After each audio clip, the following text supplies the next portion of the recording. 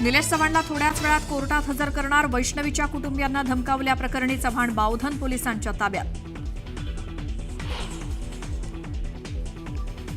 जालिंदर सुपेकरांना पहिला झटका. मुख्यमंत्र्यांच्या सूचक वक्तव्यानंतर जालिंदर सुपेकरांची होमगार्ड विभागात बदली.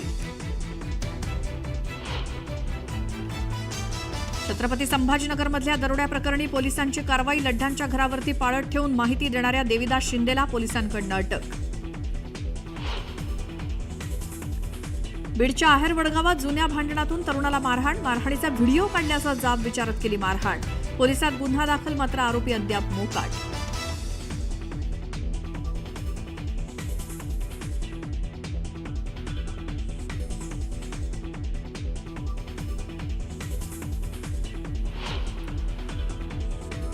दोन्ही राष्ट्रवादी कधी एकत्र येणार का हे मला माहीत नाही. राष्ट्रवादीच्या विलिनीकरणाच्या चर्चेवर शरद पवारांचं सूचक विधान.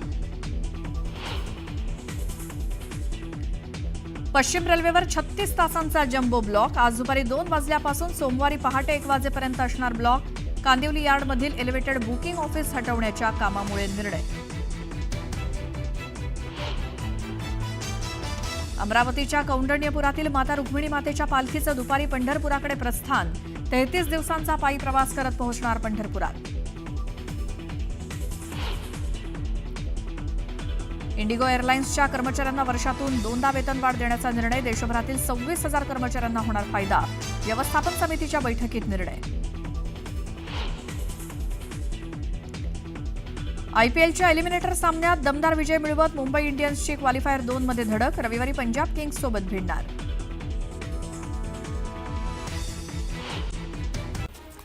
मागील 2 दिवसांपासून मोसमी वारे एकाच जागेवरती रेंगाळले. पुढचे काही दिवस संपूर्ण राज्यात पावसाचा जोर कमी राहणार आहे. काही भागात हलक्या ते मध्यम सरी बरसतील, मात्र मुसळधार पावसाची शक्यता नाही, असं हवामान विभागानं सांगितलंय. मे महिन्यात झालेल्या पूर्वमोसमी पाऊस, गारपीट आणि वादळी वाऱ्यामुळे महाराष्ट्राला झोडपून काढलंय. राज्यातील 49,228 हेक्टरवरील उन्हाळी पिकं, भाजीपाला, फळांचं नुकसान केलं. पावसानं पिण्याच्या पाण्याची चिंता मिटवली असली तरी उन्हाळी पिकांचं मात्र मोठं नुकसान केलंय.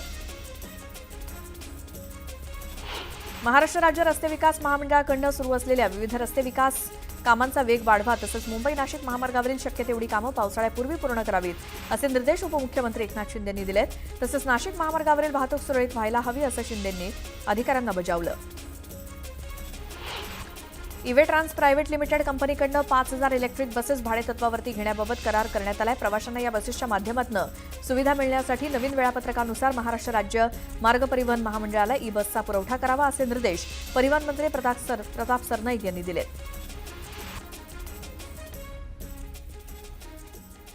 यानंतर एक मोठी बातमी बघूया. डोंबिवलीमधनं स्थानिक स्वराज्य संस्थांच्या निवडणुका जवळ आल्यामुळे राज्यात राजकीय वातावरण पुन्हा एकदा तापू लागलंय.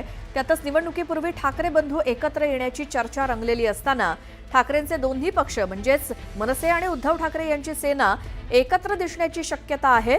याची सुरुवात डोंबिवलीमधनं होणार असल्याची माहिती सूत्रांकडून मिळाली आहे. अधिक माहितीसाठी जाऊयात. आमचे प्रतिनिधी प्रदीप भणगे आपल्या सोबत आहेत फोनलाईनवरती. प्रदीप, दोन्ही हे पक्ष एकत्रित येण्याची सुरुवात डोंबिवलीमधनं दिसणार आहे असं म्हटलं जात आहे, ते कसं काय? आपण जर बघितलं तर निवडणुकीपूर्वी ठाकरे बंधू एकत्र येतील अशी चर्चा सुरू झाली आहे. यातच संजय राऊत यांनी सुद्धा 25 तारखेला दुजोरा दिला होता. ठाकरे एकत्र येतील ही चर्चा आहे ती मनसे अध्यक्ष राज ठाकरेंची होण्याची शक्यता असं स्वतः संजय राऊत म्हणाले होते. मात्र ह्याची सुरुवात डोंबिवलीमधनं होण्याची शक्यता वर्तवली जात आहे. डोंबिवलीमध्ये आज एक ठाकरे गटातर्फे आंदोलन करण्यात येणार आहे. यामध्ये मनसेचे कार्यकर्ते सुद्धा दिसतील. दोन्ही पक्षातील स्थानिक नेते हे एकत्र येऊन आंदोलन करणार असल्याची खात्रीलायक माहिती न्यूज 18 लोकमतकडे आलेली आहे. त्यामुळे ठाकरे बंधू भविष्यात एकत्र येऊ शकतात. याची सुरुवात डोंबिवलीमधनं होऊ शकते अशी चर्चा आता रंगू लागली आहे. बिलकुल प्रदीप, धन्यवाद या माहितीसाठी. पुन्हा पाहूयात गावाकडच्या बातम्या. ठाणे पालिकेनं नुकतीच 91 जणांना पदोन्नती दिली. त्यानंतर आता पालिकेत रिक्त असलेल्या अत्यावश्यक सेवेतील जागा भरण्याचा निर्णय घेतलाय. यामध्ये अभियांत्रिकीची 66 आणि अग्निशमन विभागातील 382 फायरमनची पदं ही टप्प्याटप्प्यानं भरण्याचा निर्णय घेतलाय. पोस्टल रोडच्या अखेरच्या टप्प्यातील जेके कपूर चौक येथून सुरू होणाऱ्या भुयारी मार्गाचं काम पूर्ण झालं असून तो खान अब्दुल गफार खान मार्गाला जोडण्यात आलाय. वाहतूक पोलिसांकडून परवानगी मिळाल्यामुळे हा मार्ग शुक्रवारपासून सकाळी 7 ते रात्री 12 या कालावधीत चारचाकी वाहनं आणि प्रवासी बस यांच्यासाठी खुला राहणार आहे. कांदिवलीमध्ये सोमवार आणि मंगळवारी पाणीपुरवठा बंद असणारे जलवाहिनी जोडणी आणि झडप बसवण्याचं काम महानगरपालिकेकडून हाती घेण्यात येणार आहे. उपनगरीय रेल्वे मार्गावरील रुळांच्या दुरुस्तीसाठी रविवारी मध्य रेल्वे मार्गावरती मेगा ब्लॉक घेण्यात येणार आहे. मध्य रेल्वेच्या सीएसएमटी ते विद्याविहार अप डाऊन धीम्या मार्गावरती आणि हार्बर मार्गावरील सीएसएमटी ते चुनाभट्टी मांद्रे अप आणि डाऊन मार्गावरती मेगा ब्लॉक असेल. 2 जूनच्या पहाटे 1 वाजेपर्यंत म्हणजे सलग 36 तास 5व्या मार्गावरती आणि यार्ड मार्गावर जम्बो ब्लॉक घेण्यात येईल.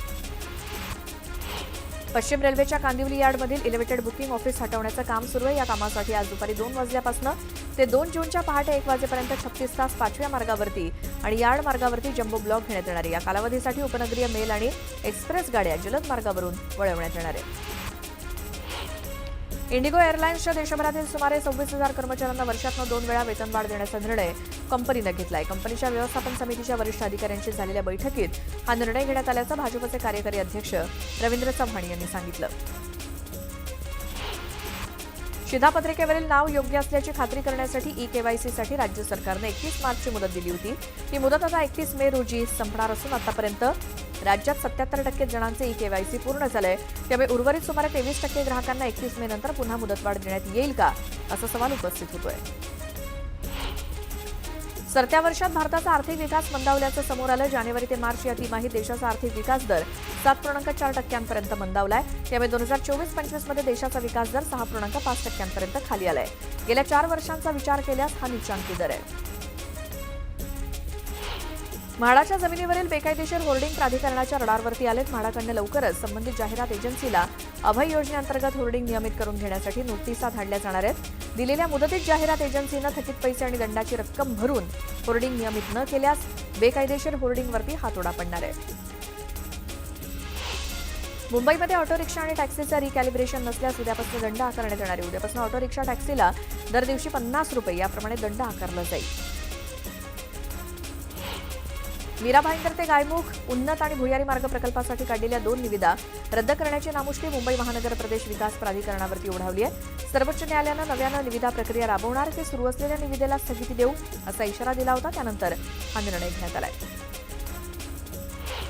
राज्यातील वाहनांचं प्रदूषण कमी करण्यासह प्रवासी तसंच वाहनांच्या सुरक्षिततेत वाढ करण्यासाठी राज्य सरकारनं आपल्या विविध विभागांच्या मालकीची 21,425 वाहनं भंगारात काढली आहेत. यातील 12,823 वाहनं 1 एप्रिल 2024 ते 21 एप्रिल 2025 या काळात भंगारात काढली.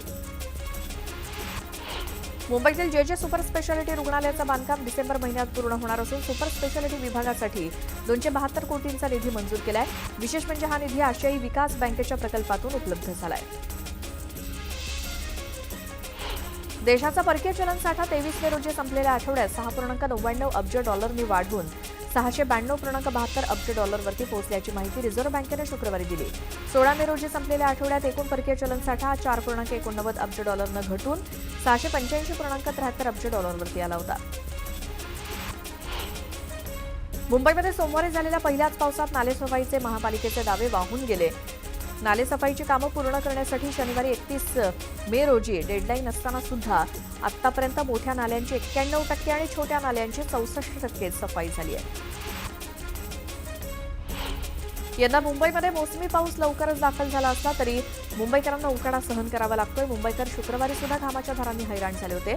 दरम्यान मागील 2 दिवसांपासून पावसानं विश्रांती घेतली, त्यामुळे अधूनमधून जाणवणारा गारवा देखील अनुभवता येत नाहीये. पुणे मेट्रोचे दोन्ही मार्ग पूर्ण क्षमतेनं सुरू असताना वनाज ते चांदणी चौक आणि रामवाडी ते वाघोली या मेट्रो कामाचं विस्तारीकरण प्रस्तावित आहे. त्यासाठी महामेट्रोनं विकास आराखडा तयार केला असून याला राज्य सरकारची देखील मंजुरी मिळाली आहे. मुंबई महानगरपालिका प्रशासनानं नागरिकांना सुधारित मालमत्ता कराची देयकं पाठवली असून सरासरी 15.89% वाढ करण्यात आली आहे. या विरोधात विरोधक आणि नागरिकांमध्ये तीव्र प्रतिक्रिया उमटल्या आहेत. मात्र ही वाढ कायद्यातील तरतुदींचा आधार घेऊन करण्यात आल्याचा दावा महानगरपालिकेकडून करण्यात आला आहे. पुणे महापालिकेत प्रतिनियुक्तीवरती आलेल्या उपजिल्हाधिकारी दर्जाच्या अधिकारी प्रतिभा पाटील, आशा राऊत यांची नगर परिषद प्रशासन संचालनालयानं मुंबईमध्ये बदली केली. पाटील यांच्याकडे सामान्य प्रशासन, दक्षता, मालमत्ता व्यवस्थापन या विभागाची जबाबदारी होती, तर आशा राऊत यांच्याकडे शिक्षण विभाग परिमंडळ 3च्या उपायुक्तपदाची जबाबदारी होती. पुणे शहरात सगळीकडे बेकायदा होर्डिंगचा पेव फुटलेला असतानाही अवघे 20 बेकायदा होर्डिंग असल्याचा अजब दावा महापालिकेनं केला होता. हा प्रकार उघडकीस आणल्यानंतर अवघ्या 2च दिवसात महापालिकेनं 11 बेकायदा होर्डिंग जमीनदोस्त केली.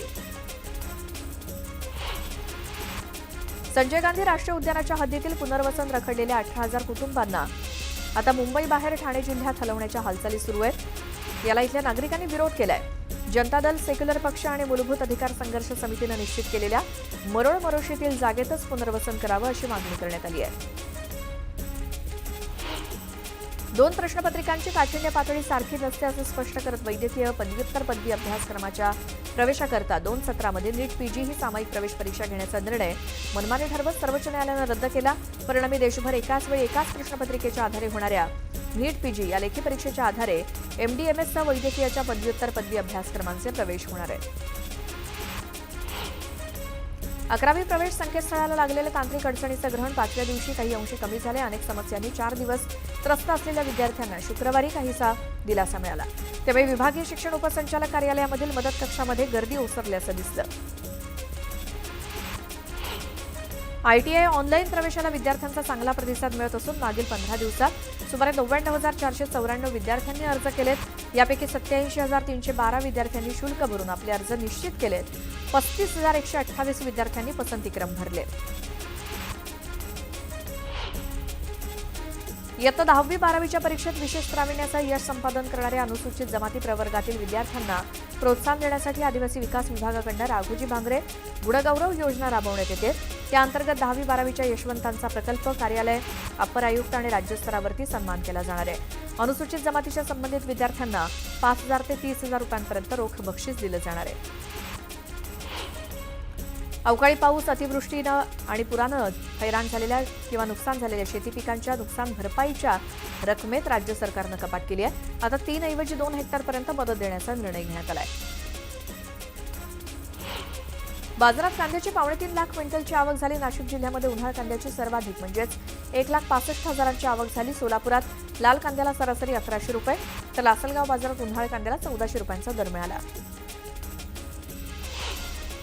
मध्य रेल्वे मार्गावरील उस्मानाबाद रेल्वे स्थानकाचं अखेर धाराशिव रेल्वे स्थानक म्हणून नामांतरण करण्यात आलंय. त्यामुळे पूर्वी UMD अशी स्टेशन कोडनं ओळख जाणारं स्थानक आता DRSV या नवीन स्टेशन कोडनं ओळखलं जाणार आहे. पुण्यश्लोक अहिल्यादेवी होळकर सोलापूर विद्यापीठाच्या नवीन जागेत प्रशासकीय इमारत, परीक्षा भवन बांधलं जात आहे. या इमारतीसमोर शिवलिंग हाती घेतलेल्या राजमाता अहिल्यादेवींचं 21 फुटी स्मारक उभारण्यात आलंय. या स्मारकासाठी राज्य सरकारनं 14 कोटींचा निधी दिला असून ऑगस्टमध्ये या स्मारकाचं लोकार्पण होणार आहे. राज्य सरकारच्या सूचनेनुसार 31 मेपूर्वी सिंहगडावरील अतिक्रमण हटवण्याची कारवाई गुरुवारपासून सुरू झाली. शुक्रवारी देखील दिवसभर कारवाई सुरूच होती. कारवाई पूर्ण झालेली नसल्यामुळे आणखी 3 दिवस म्हणजेच 1 जूनपर्यंत गड पर्यटकांसाठी बंद असणार आहे. मावळातून पोलिसांनी ज्वलनशील केमिकल आणि पांढऱ्या रॉकेलचा साठा जप्त केला. कामशेत तिथल्या मुंढावरे गावच्या हद्दीमध्ये कामशेत पोलिसांनी छापा टाकून ही कारवाई केली. पोलिसांनी या कारवाईत 2,88,600 रुपये किमतीचा साठा जप्त केला. लोणावळ्यातील वलवण धरणावरती मित्रांसोबत फिरायला आलेल्या तरुणाचा धरणातील पाण्यात बुडून दुर्दैवी मृत्यू झाला. पाण्यातल्या खोलीचा अंदाज न आल्यामुळे निलेश शिंदे या 17 वर्षीय युवकाचा मृत्यू झाला. देहू रोड रेल्वे स्टेशनवरती सह्याद्री एक्सप्रेसला थांबा द्यावा तसंच दुपारच्या लोणावळा पुणे लोकल सेवा पूर्ववत करावी या मागणीसाठी देहू रोड रेल्वे स्टेशनवरती धरणं आंदोलन करण्यात आलं. 15 दिवसात मागणी पूर्ण झाली नाही तर अंगावरती रॉकेल ओतून आत्मदहन करण्याचा इशारा आंदोलनकर्त्यांनी रेल अधिकाऱ्यांना दिला. रत्नागिरी जिल्ह्यातील लोकांसाठी उभारलं जाणारं शेल्टर हाऊस आपत्ती निवारण उभारणी या विकास कामाचं भूमिपूजन योगेश कदम यांच्या हस्ते करण्यात आलं. या इमारतीचा उपयोग आपत्ती काळात लोकांना स्थलांतरित करण्यासाठी होणार आहे. शासकीय 20 गुंठे जागेत हे केंद्र उभारलं जाणार आहे. मावळ तालुक्यातील विकास कामांसंदर्भात पुणे जिल्हाधिकारी जितेंद्र रुडी यांच्या दालनात आमदार सुनील शेळकेंची बैठक झाली.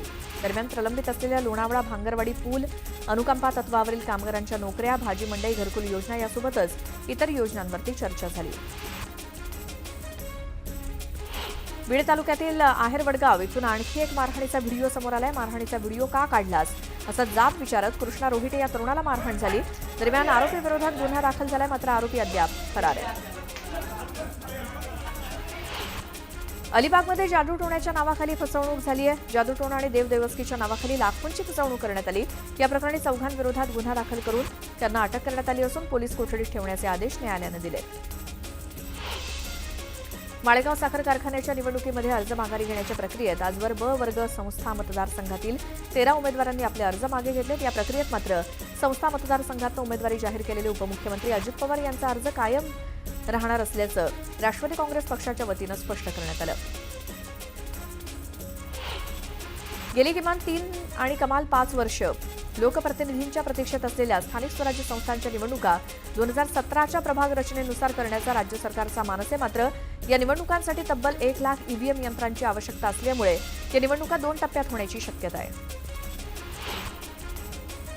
जालिंदर सुपेकरांची आता होमगार्ड विभागात तडकाफडकी बदली करण्यात आली आहे. मुख्यमंत्र्यांच्या सूचक वक्तव्यानंतर ही बदली झाली. त्या बदलीसाठी हे पद अवनत करण्यात आलं. साईड पोस्टिंग समजल्या जाणाऱ्या पदावरती सुपेकर यांची बदली झाली आहे. निलेश चव्हाण पळून जातानाचा सीसीटीव्ही फुटेज न्यूज 18 लोकमतच्या हाती लागले. दिल्लीवरून गोरखपूरला जातानाचा व्हिडिओ समोर आला. निलेश चव्हाण 23 मे रोजी पुण्यातनं फरार झाल्याची माहिती मिळाली. तो देश सोडण्याच्या तयारीत होता अशी माहिती समोर आली आहे.